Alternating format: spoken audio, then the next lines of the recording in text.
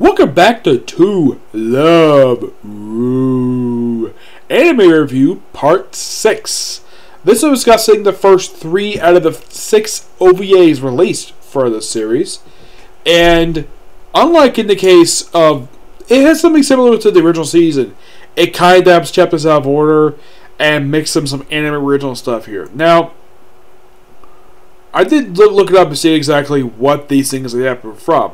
Now, in the case of the first OVA, that apparently is adapted from chapters 100 to 102. That part is true. Yeah, that one is complete straight from the manga. There's some minor changes here and there, but in the case of episode 2 of the second OVA, this one says it's adapted from chapters 71 and like 104. 104 I can kind of believe, but it seems like this one is mostly anime original. Kind of same with the third one as well. The first one it's called Rito Becomes a Woman. Yeah, a brief little mini arc in the manga. They adapted for this one OVA, which they do a really good job, basically keep a lot of stuff in. Yeah, another time, basically, a rarity where this series keeps, like, I would say this is the first one where they keep, like, a lot of stuff in the manga. I would say this is the first time since, like, episode 17 of the main anime. Yep. Basically, the whole thing about this episode is breast. Lots and lots of breast. And there's jokes like, oh, let's have one of the characters who's possibly a lesbian grope several people. And basically, and then apparently that convinces Lala to make an invention to make breasts bigger. We also have this brief thing where apparently where darkness increases the size of her chest. And Rito sees it, and of course she hits him for it because he intentionally tends to do perfect things, not on purpose like his best friend does. And so Lala makes an invention to make breasts bigger, except that all it does is make Rito a girl.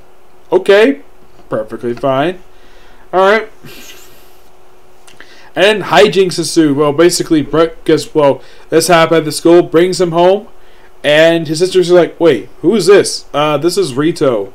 Oh, and before I continue, this whole thing is subbed. There is no dub. As far as I can tell, there isn't. I don't know why. I don't know if, in fact, Santa Work was planning to dub this far. But yeah, I watched the whole thing all dubbed. All subbed. Yep. All subbed. Now, so we have it where Lala and Mikan try to have Rito, as a girl, put on girls' clothing. At one point, just put on a bra, so he just runs away while wearing boys' clothing. And runs into various people. Runs into darkness, runs into the perverted principal, runs into his best friend who doesn't know it's him, and also runs into Haruna, and then eventually, after he gets kissed on the cheek by the perverted principal, who basically is in the girl form, and then Saki is like, okay, I'm taking her back with me and cleaning her up. So, brings back her place, and she wakes up in the bed, and she basically assumes, instead of called Rito, in the girl form, it's Riko. Yep. By the way, in case you're curious, though, this is the old. Now, this particular set of chapters this episode is from. This is the only time in the original manga that Rito becomes Riko. In the Darkness manga, this happens several times. So, basically, decided to have a bath, just cause, and then Lala shows up making a cure for Rito. Also, Haruna basically is told about what happened. So, and then we have Lala come by, turns Rito back into a guy. He gets hit by Saki, and that's the end of it. Mostly, it keeps, I would say they keep pretty much everything in. There's nothing really added here. It's just a very faithful adaptation of the 3 chapters, which kudos for the OVA for doing that. The second one really has nothing to do with the chapters it allegedly adapts from. I would say very little. This one's all about basically Rito and Mikan. Now, Mikan is jealous of her brother for spending more time with Lala than with her. He spends time with Lala because she's his fiance. That's why. And so she runs with him home. He gets upset by it. Also, he accidentally peeps on her like twice. Walks in her. First, basically, actually sees like he does some laundry. They do cut a little bit out, basically. Now you're probably thinking, why is doing laundry? You know, making this fine. In the manga, she was sick. In the anime, she's perfectly fine. He's angry. So, after basically we have Lala putting some dark matter into the detergent, which this particular scene is from the manga. What happens next is not from the manga, with him walking his sister when she's in her underwear.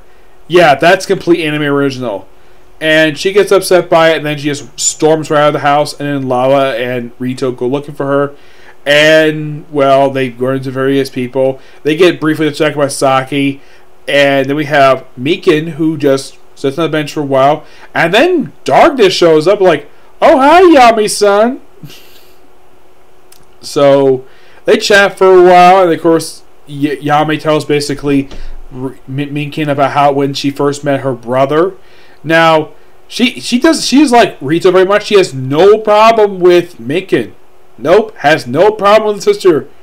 Yeah, doesn't harm her at all. Just basically has a brief chat, and then, of course, she runs into Rito later, tells where Mikan is, and they show a flashback when they were younger, where they were having a snowball fight. Which, okay, that's perfectly fine.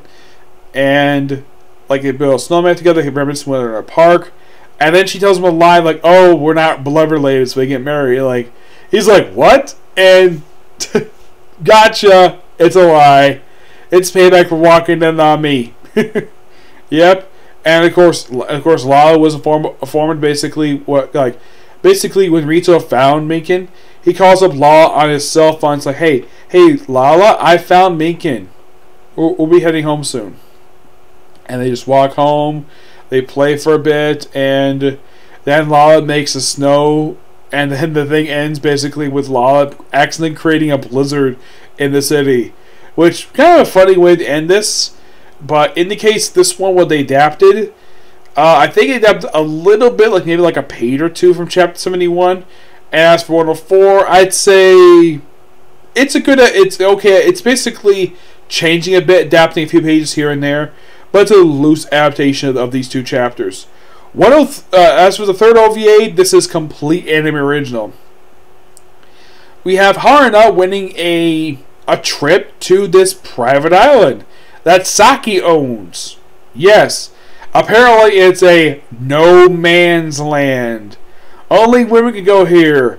Why in the world this is, the OVA doesn't explain it.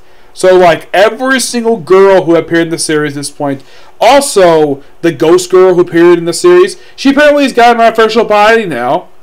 And you're probably thinking, if you watch the anime, you're like, wait, when the heck did this happen? If you're asking me personally, because I read the manga, the answer is, I don't remember. It may have had in the manga, it's been a little bit since I've read the manga, but yeah, I'm not really sure why the anime skipped over this. Why would they skip over something as important as basically the ghost girl getting an artificial body? Yeah, they may be adapting this in Love Ru. I don't know. It depends upon when I get to it. They might be adapting for that one. I'm not really sure.